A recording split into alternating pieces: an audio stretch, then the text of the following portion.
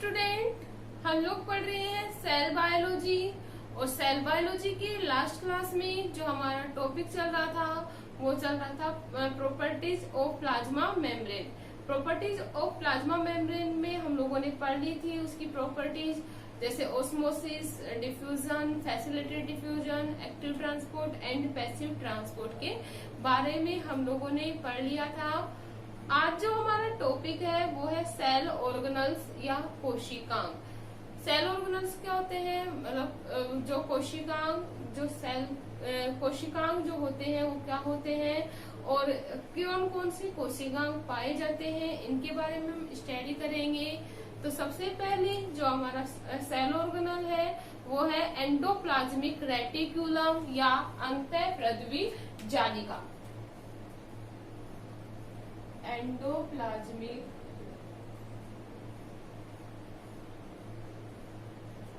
Reticulum, Hindi में बोलते हैं अंतःप्रद्वी जालिका। अंतःप्रद्वी जालिका, जिसे शॉर्ट में लिखते हैं ER। क्या लिखते हैं? ER।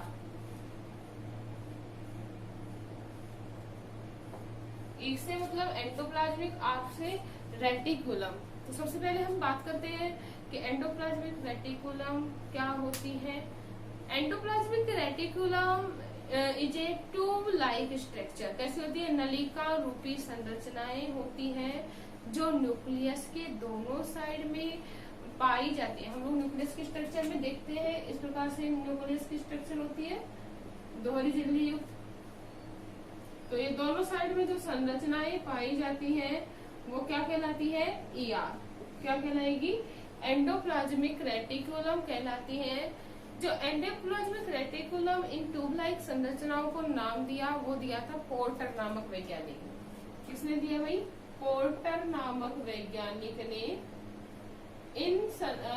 पोर्टर नामक वैज्ञानिक ने इन संरचनाओं को, इन ट्यूब लाइक स्ट्रक्चर को क्या नाम दिया? Endoplasmic reticulum.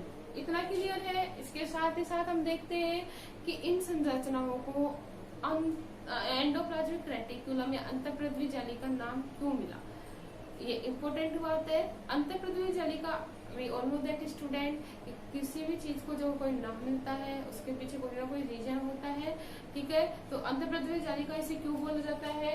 क्योंकि इन ट्यूब लाइक स्ट्रक्चर में, इन ट्यूब लाइक स्ट्रक्चर के अंदर कंसंट्रेट प्लाज्मा या कंसंट्रेट सांद्र मात्रा में प्लाज्मा या हम लोग बोल सकते हैं साइटोप्लाज्म पाया जाता है। प्लाज्मा या साइटोप्लाज्म पाया जाता है किसके अंदर? ट्यूब लाइक स्ट्रक्चर के अंदर, कोशिका के अंदर पाए जाने के कारण इसे क्या नाम मिला? अंतरप्लाज्म या अंतःप्रद्वी, ठीक है। और ये जो संरचनाएं होती हैं वो जाल के समान स्ट्रक्चर का क्या करती हैं? फॉर्मेशन करती हैं। जाल के समान स्ट्रक्चर के फॉर्मेशन के कारण इन संरचनाओं को नाम मिला जालिका। तो हम लोग बोल सकते हैं कंसंट्रेट प्लाज्म की उपस्थिति के कारण और जालिका नुमा संरचना होने के कारण इन संरचनाओं को क्या नाम मिला? अंतःप्रद्वी जालिका। इतना क्लियर है। यह जो एंडोप्लाज्मिक रेटिकुलम होती है वह 3 संरचनाओं से मिलकर बनी हुई होती है। एंडोप्लाज्मिक रेटिकुलम कितनी स्ट्रक्चर से मिलकर बनी होती है? 3 स्ट्रक्चर से। कौन कौन सी वो देखते हैं हम लोग। फर्स्ट जो होता है वो होता है सिस्टर्नी। क्या होती है? सिस्टर्नी। सेकंड होती है वेसिकल और थर्ड जो होती है ट्यूब्यूल। तो जो हम लोग बोल सकते हैं एंडोप्लाज्मिक रेटिकुलम 3 स्ट्रक्चर से मिलकर बनी होती है, सिस्टर्नी, वेसिकल एंड ट्यूब्यूल। इनके बारे में हम डिटेल से पढ़ेंगे। इसके साथ ही साथ यह यूकेरियोटिक की जो अंड कोशिका होती है, किसमें? अंड कोशिका या एग सेल में और RBC व एम्ब्रियो में एब्सेंट होती है। मतलब हम लोग बोल सकते हैं अंड कोशिका में या एग में आरबीसी में और एम्ब्रियो में क्या होती है, एंडोप्लाज्मिक रेटिकुलम एब्सेंट होती है। इतना क्लियर है। अगर हम बात करें टाइप्स ऑफ एंडोप्लाज्मिक रेटिकुलम की, तो जो एंडोप्लाज्मिक रेटिकुलम होती है वो होती है 2 टाइप्स की। ईआर के टाइप्स की बात करें तो टाइप्स कितनी होती है, 2। कौन कौन सी, एक तो रफ ईआर, रफ ईआर, यहाँ हम लोग इसे बोल सकते हैं खुरदरी अंतर पृथ्वी जालिका, और सेकंड जो है अपनी वो है स्मूथ ईआर, या हम लोग बोल सकते हैं इसे चिकनी अंतर पृथ्वी जालिका। इतना क्लियर है। तो ये तो था हमारा जनरल इंट्रोडक्शन ऑफ ईआर। अब हम बात करते हैं मॉर्फोलॉजी ऑफ एंडोप्लाज्मिक रेटिकुलम, या हम लोग बोल सकते हैं अंतर पृथ्वी जालिका की आकार की। मॉर्फोलॉजी ऑफ ईआर या एंडोप्लाज्मिक रेटिकुलम की आकार की। तो सबसे पहले हम लोग जानते हैं स्टूडेंट कि जो यूकेरियोटिक की जो एग सेल होती है, एम्ब्रियो होता है, उसमें क्या होता है, आरबीसी होती है, उसमें क्या होती है, एब्सेंट होती है एंडोप्लाज्मिक रेटिकुलम। क्लियर है इतनी बात हमारे।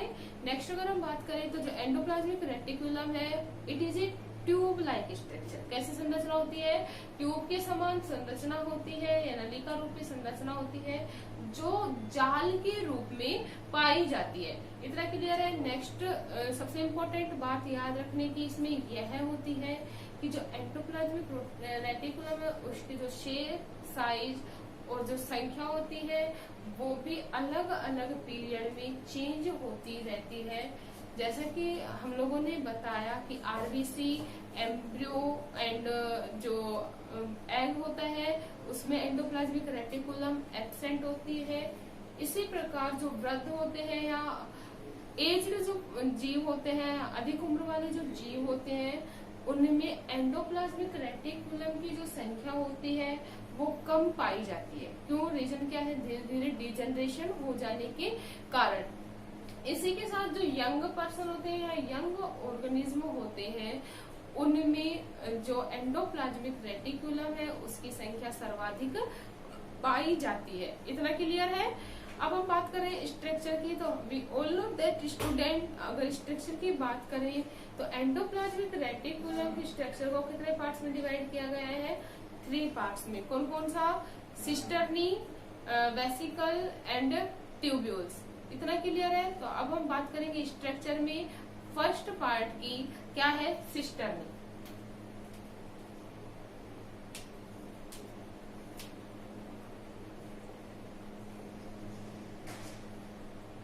क्या है अपना फर्स्ट स्ट्रक्चर, क्या है एंडोप्लाज्मिक रेटिकुलम की, सिस्टर्नी।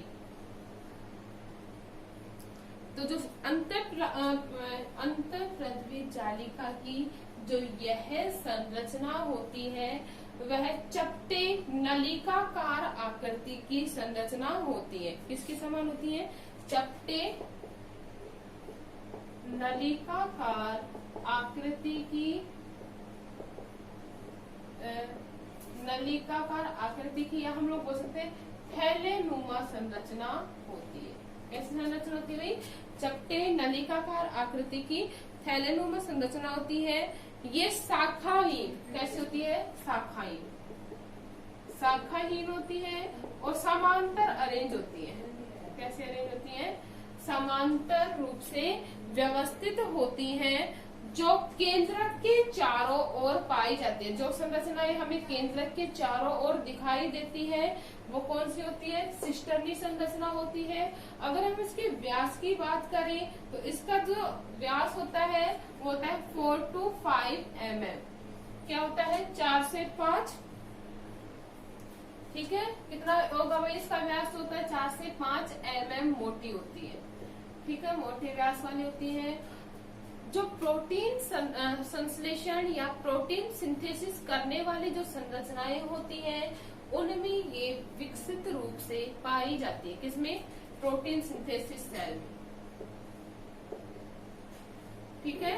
प्रोटीन संश्लेषण करने वाली संरचनाओं में या जीवों में ये संरचनाएं पूर्ण रूप से विकसित पाई जाती है। जबकि अगर हम बात करें लीवर की, किसकी बात करें, लीवर की, तो ये लीवर में समान आकार की संरचना होती है, मतलब सेम शेप में पाई जाती है। क्या, ये एंडोप्लाज्मिक रेटिकुलम की सिस्टर्नी कोशिकाएं।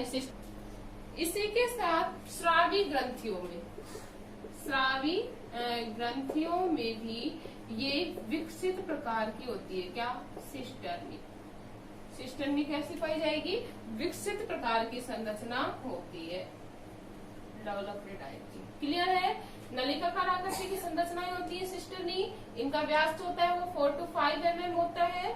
ठीक है। प्रोटीन सिंथेसिस करने वाली जो संरचनाएं होती है उसमें भी सिस्टर्नी विकसित होती है। लीवर जो होता है उसमें समान आकार की होती है, कोई मतलब ज्यादा चेंजेस नहीं होता। और स्रावी ग्रंथियों में भी, मतलब जो भी ग्रंथियां विभिन्न प्रकार का सीक्रेशन, जैसे लैक्टस ग्लैंड, ठीक है, और भी विभिन्न प्रकार की जो ग्लैंड है उसमें जो ये ग्रंथियां होती है वो विकसित प्रकार की होती है।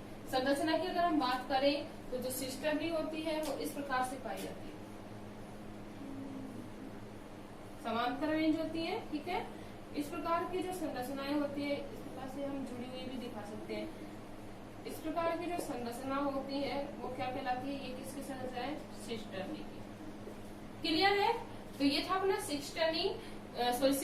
सेकेंड हम बात करते हैं वेसिकल।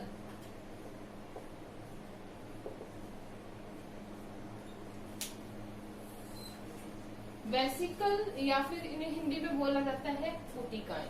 जो पुटिकाएं होती हैं वो गोलाकार संरचनाएं होती हैं। कैसी संरचनाएं होती हैं, गोलाकार संरचनाएं होती हैं।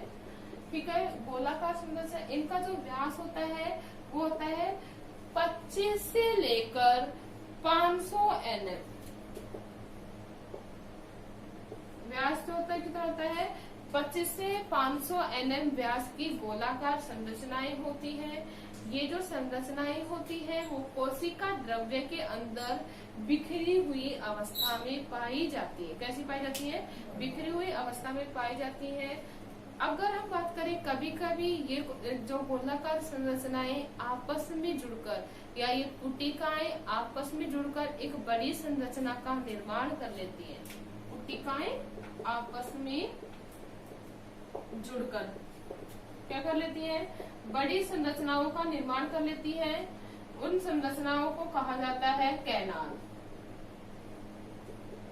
क्या कहा जाता है, कैनाल का क्या कर लेती है, निर्माण कर लेती है। प्रोटीन संश्लेषण करने वाली और स्रावी ग्रंथियों में जो ये वेसिकल्स होती है वो विकसित प्रकार से पाई जाती है। अदरवाइज ये जो होती है वो कम मात्रा में पाई जाती है। तो ये था हमारा वेसिकल। अब थर्ड है अपना ट्यूब्यूल्स। थर्ड क्या अपना, ट्यूब्यूल्स। तो जो ट्यूब्यूल्स होती हैं इन्हें बोला जाता है नलिकाएं। क्या कहा जाता है, नलिकाएं। जो नलिकाएं होती है 50 से 190 मिली माइक्रोन, 50 से 190 मिली माइक्रोन व्यास की संरचनाएं होती हैं। ये नलिकाकार संरचनाएं होती हैं जो अंदर से खोखली होती है। कैसी संरचना होती है, नलिकाकार संरचनाएं होती है और अंदर से क्या होती है, ये खोखली। क्लियर है। तो ये था अपना ट्यूब्यूल्स। हम लोग देखते हैं वेसिकल की संरचना। तो वेसिकल की जो संरचना होती है वो इस प्रकार से, गोलाकार संरचनाएं, ये क्या होती है, वेसिकल।